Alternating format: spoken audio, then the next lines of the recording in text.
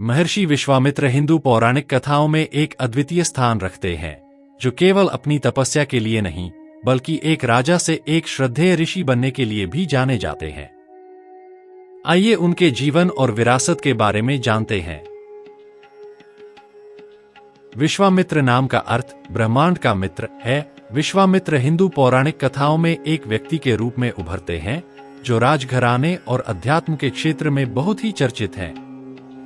उनकी कहानी में सांसारिक गतिविधियों से लेकर आध्यात्मिक ज्ञान तक मानव परिवर्तन की आदर्श यात्रा शामिल है। विश्वामित्र का जन्म कुशिक वंश के एक क्षत्रिय राजकुमार के रूप में हुआ था। उनके पिता राजा गाधी थे और इस प्रकार उनका जन्म धन, शक्ति और विशेषाधिकार के साथ हुआ था। छोटी उम्र से ही विश्वामित्र ने उल्लेखनीय बुद्धिमत्ता, वीरता और महत्वाकांक्षा का प्रदर्शन किया।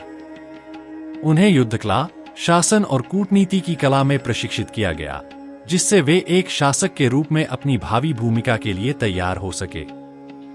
गौरव और विजय की अपनी इच्छा से प्रेरित होकर विश्वामित्र ने कई सैन्य अभियान शुरू किए, अपने राज्य का विस्तार किया और पड़ोसी क्षेत्रों पर अपना अधिकार स्थापित किया। उनकी विजय से उन्हें प्रसिद्धि और प्रशंसा मिली और वह एक दुर्जय योद्धा के रूप में जाने गए। अपनी सांसारिक सफलताओं के बावजूद विश्वामित्र का मन बेचैन रहता था। ज्ञान और आध्यात्मिक संतुष्टि के लिए उनकी प्यास ने उन्हें एक ऐसी खोज पर प्रेरित किया जिसने उनके जीवन की दिशा हमेशा के लिए बदल दी। इसी खोज के दौरान उनकी मुलाकात प्रसिद्ध ऋषि वशिष्ठ से हुई। सप्तर्षियों में से एक और हिंदू पौराणिक कथाओं में एक प्रमुख व्यक्ति वशिष्ठ ज्ञान, करुणा और आत्मज्ञान के प्रतीक थे। उनकी शांत उपस्थिति और गहन शिक्षाओं ने विश्वामित्र को मंत्रमुग्ध कर दिया, जिससे उनके भीतर ब्रह्मांड और स्वयं की गहरी समझ प्राप्त करने की लालसा जगी। वशिष्ठ की बुद्धिमत्ता से प्रेरित होकर विश्वामित्र ने आध्यात्मिक शक्ति में उनसे आगे निकलने का संकल्प लिया। हालांकि आत्मज्ञान की ओर उनकी यात्रा चुनौतियों और परीक्षणों से भरी थी। अपनी शाही वंशावली और कौशल के बावजूद विश्वामित्र को जल्द ही एहसास हुआ कि आध्यात्मिक प्राप्ति के लिए एक अलग तरह की ताकत की आवश्यकता होती है, जैसे आंतरिक शुद्धता, अनुशासन और समर्पण की ताकत। विश्वामित्र ने महल के जीवन की सुख सुविधाओं को त्याग कर और तपस्या की कठोरता को अपनाते हुए कठोर तपस्या शुरू कर दी।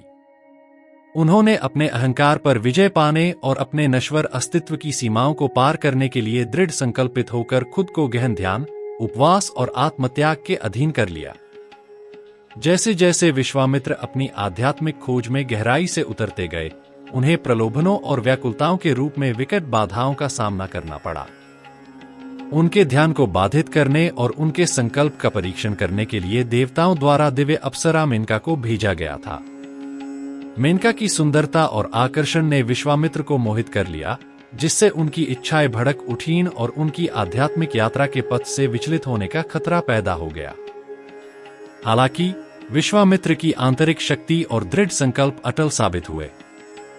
मेनका के प्रति अपने आकर्षण के बावजूद वह आध्यात्मिक अनुभूति की खोज में दृढ़ रहे।